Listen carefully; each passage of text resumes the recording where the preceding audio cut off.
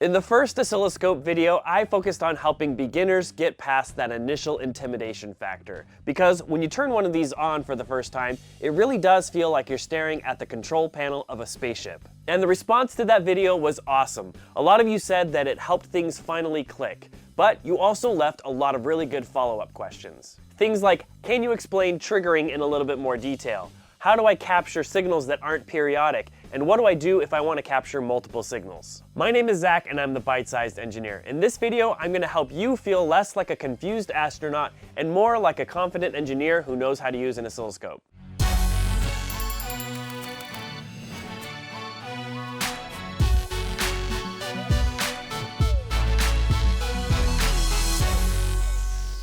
Just as a quick recap, we use oscilloscopes to see and troubleshoot problems that are invisible. Sometimes we'll use a multimeter to measure a voltage that just stays the same over time. But when our signal is changing, especially when it's changing quickly, that's when an oscilloscope really comes in handy. We also talked about the three characteristics that differentiate oscilloscopes: the number of channels, the bandwidth, and the sampling rate. If you need a refresher, go back and watch that video before continuing with this one. To help us dive deeper into this topic, I'm going to be using the Rigol DHO924S in this video. It has a ton of upgrades from the oscilloscope that I used in the previous video. First of all, look how thin it is. It's powered by USB-C, it runs an Android operating system, and it has a touchscreen interface. It also has an HDMI output in the back, which may not be useful for everybody, but for demonstrating in this video, it's going to come in super handy. This scope takes it even one step further by adding a logic analyzer probe and a function generator, which we'll talk about later. These are the types of features you should be looking for when upgrading your oscilloscope to the next level.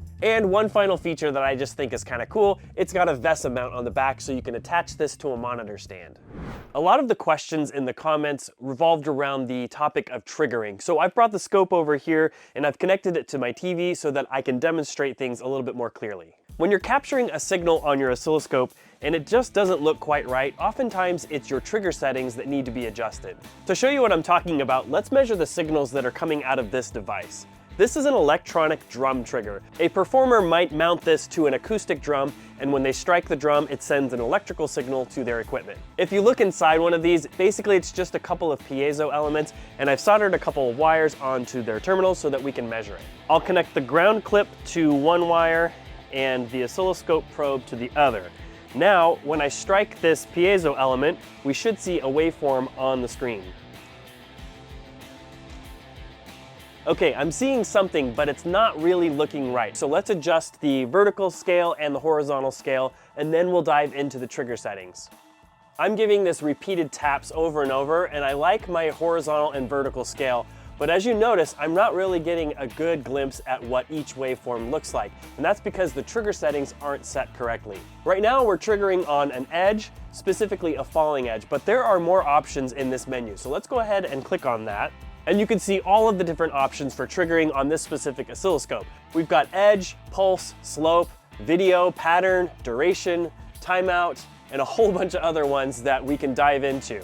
Don't get overwhelmed by seeing all of these options. It's not necessary to master all of these types of triggering methods. But you might find yourself in a situation where the edge trigger isn't giving you what you want. So let's go ahead and try triggering on a slope. Now we get to choose what our source is, and we're on channel 3. Then we get to decide if we want to filter out everything but signals that are greater than a certain slope, less than a certain slope, or something in between two parameters. Let's say, for example, that I only care about really sharp staccato attacks on this drum trigger. So I don't need to see any signals that are really long and slow. So I'm going to set this time duration to something really short, and it's going to filter out all other taps that are longer than this threshold. Now I'm ready to capture one of these signals. And this is a great opportunity to answer one of the other questions in the comments, and that is, what is the difference between single capture and continuous capture? When you have a signal that repeats or is periodic, you'll want to use a continuous capture. But in our case, this signal really isn't repeating on a predictable basis. I'm having to tap it manually. So we want to use a single capture because we don't know when the event is going to happen. So we want the oscilloscope to just patiently wait until the event happens and it will show us on the screen. I'm going to change the setting from run to single, and you'll see up here in the upper left-hand corner that the oscilloscope is patiently waiting for these conditions to be met. So I'm gonna go ahead and softly tap this, and I can keep tapping this piezo element really gently, but nothing happens on the scope until I tap it really hard.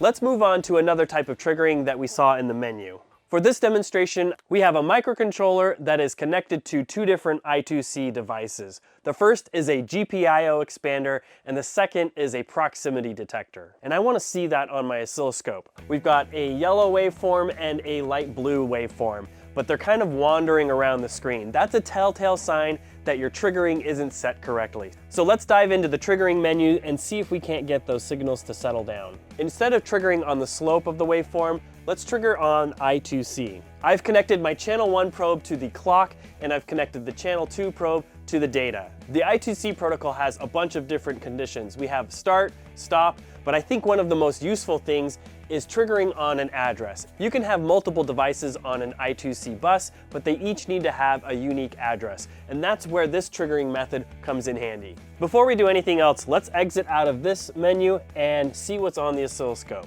All right, so we've got our clock signal really clean up top here on channel 1, and then our data signal down here on channel 2. And you'll notice that it's actually changing. And the reason it's jumping around and changing is because we're sending messages to two different devices on the same bus. One of the really cool things about this particular scope is that we can actually decode these signals. I've got the protocol set to I2C, I've got our clock and data channels set correctly, and now we can just turn the bus status on and close this, and now you can see the result of the decoding. We can see that we're writing to device with the address of 60, and here's all of the data, and then occasionally you can see that we'll write to the device that has an address of 20.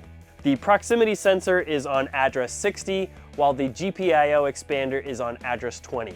Let's say for a second that I don't care about the proximity sensor on address 60, and I really want to hone in and just look at the GPIO expander on address 20. I can go back into the trigger settings, and I'm going to select address as my trigger, and then I'm going to set it to hex 20. Now you can see that we filtered out all of that I2C communication that was going to the proximity sensor on address 60, and we're only left with the GPIO expander on address 20. So let's zoom in and see what that data is. The first byte is 12, and then the second byte is EF. But there's a better way to see this data. The event table shows us all of the different information, which address it's going to, and the timing of each event. I've had so many projects where this type of measurement and decoding was critical in finding the bugs and fixing my projects.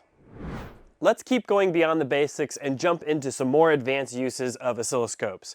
This particular oscilloscope has a logic probe, which is really awesome. Most of the time, this is a separate device that you have to buy in addition to an oscilloscope, but this one happens to have a logic analyzer built in. To demonstrate the logic analyzer, I have the XRP robotic platform with a LiDAR sensor that I put on there in a previous video. This project had a lot of parts to it. It has a microcontroller that talks to the XRP. It has an ESP32 microcontroller that reads game controller commands and sends those commands to the XRP. It also has the spinning LiDAR sensor, which is sending information back and forth. So there's a lot of communication going on here, and there was a ton of debugging that I had to do to get this to work. I wouldn't have been able to finish this project without a logic analyzer, so let me show you how they work. The logic analyzer gets plugged into the front connector here, and then I've connected small probes to each of the signals that I want to see. In this case, I want to see the serial TX and RX signals that are going between the LiDAR sensor and the XRP.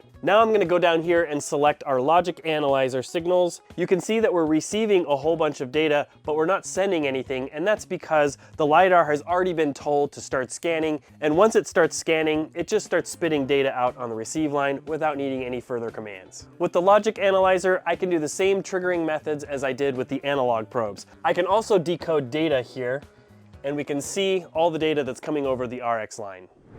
Let's finish up this discussion by showing you one final demonstration. This is a small hobby brushless DC motor that you might find in a DIY drone. It has 3 phase wires and I want to see what their relationship is, so let's connect it to the oscilloscope. To see the 3 phases interacting, I need to connect a 10K resistor to each phase, and then all 3 of those 10K resistors get connected into one node. That's going to be my reference point, and then I'll connect 3 probes from the oscilloscope to the phase wires. Let's spin this motor and see what it looks like on the oscilloscope. Each time I spin this motor, we can see all 3 windings producing a sinusoidal wave. But they're a little bit hard to see with me spinning this by hand, so let's spin it with a drill. I'll start out slow, and we can see that the amplitude is pretty small, and so is the frequency. But as I speed up this brushless DC motor, the frequency increases as well as the amplitude. And we can see that all 3 sinusoidal waves are perfectly out of phase by 120 degrees.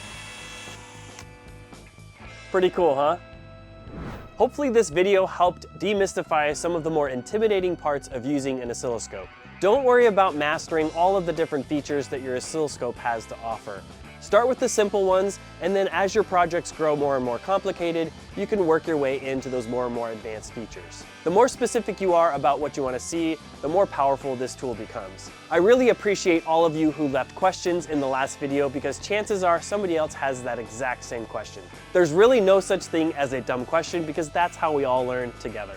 There are still plenty of topics to cover regarding the oscilloscope. For example, I didn't even talk about calibrating your probes, or using the built-in function generator, or how to use the XY plotter. So if you want to see another video in this series, please let me know down in the comments. My name is Zach, and I'm the Byte Sized Engineer. Thanks so much for watching this one, and I'll see you next time.